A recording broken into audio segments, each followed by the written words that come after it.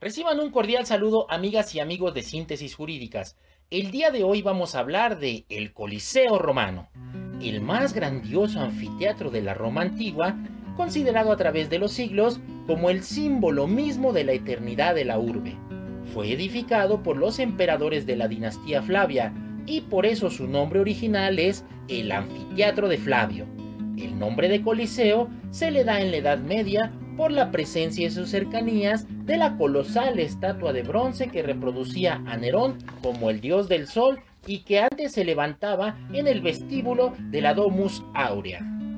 La construcción del Coliseo fue emprendida por el emperador Vespasiano en la depresión que formaban los montes Celio, Palatino y Esquilino. Vespasiano se proponía así devolver al pueblo romano lo que tiránicamente le había quitado Nerón, ofreciéndole al mismo tiempo un gran anfiteatro estable en el lugar del ya insuficiente anfiteatro de Tauro, que Nerón había reconstruido utilizando maderas tras el incendio del 64 después de Cristo. Las obras dieron inicio en los primeros años del reinado de Vespasiano. Tito completó con la cuarta y quinta columna de gradas, inaugurándolo en el año 80 con espectáculos y juegos grandiosos que duraron 100 días. A Domiciano se debe su aspecto y dimensiones actuales.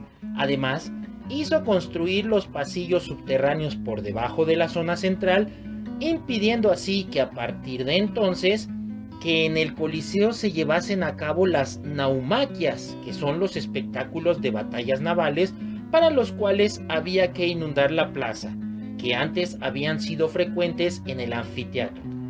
Teodorico realiza la última restauración del edificio que poco después cae en estado de abandono total. En el siglo XV, el anfiteatro de Flavio se convierte en una cantera de travertino, es decir, se utilizaba todo el material con el que estaba construido para tratar de edificar nuevas edificaciones. Es hasta el siglo XVIII cuando fue consagrado por el Papa Benedicto XV en honor a los mártires cristianos. El edificio tiene forma elíptica y mide 188 metros de largo y 156 de ancho en sus dimensiones externas, y 86 por 54 metros en su interior, mientras que la altura es de aproximadamente 49 metros. La recia pared exterior, que estaba revestida completamente de travertino, tiene 4 pisos. Los 3 primeros están formados por 80 arcos cada uno, enmarcados con piso, jónicas en el segundo y corintias en el tercero. Están coronados por un ático que constituye el cuarto piso, con una decoración de pilastras corintias muy esbeltas, entre las cuales se asoman alternativamente una ventana cuadrangular y un espacio, hoy vacío, que contenía los escudos dorados. En lo alto del muro se ven todavía los huecos en los que se introducían las vigas de sostén del gran toldo que protegía del sol a los espectadores, maniobrado por una escuadra de la flota militar de Miceno. Los arcos de la planta baja estaban numerados para permitir el acceso a los distintos sectores del inmueble. En los extremos de los ejes fundamentales del edificio se hallaban las 4 entradas de honor, mismas que estaban reservadas a los personajes de rango como magistrados, miembros de colegios religiosos, vestales, entre otros. La entrada del lado norte estaba precedida por un pequeño pórtico con 2 columnas que daba acceso a la tribuna imperial, ubicada al final de un pasillo ornamentado con estuco. Desde las arcadas externas se entraba en un doble corredor anular, de donde arrancaban las escaleras que conducían a las desembocaduras internas.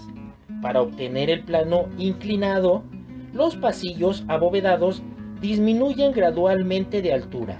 En el interior estaba separada de la arena por un podio de casi 4 metros, detrás del cual se hallaban los asientos de honor.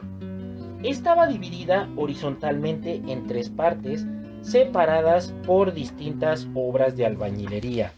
Los 2 primeros sectores, el segundo dividido a su vez en inferior y superior, Tenían las gradas de mármol y estaban ritmados verticalmente por los accesos y por las escaleras, formándose así sectores circulares llamados cuñas.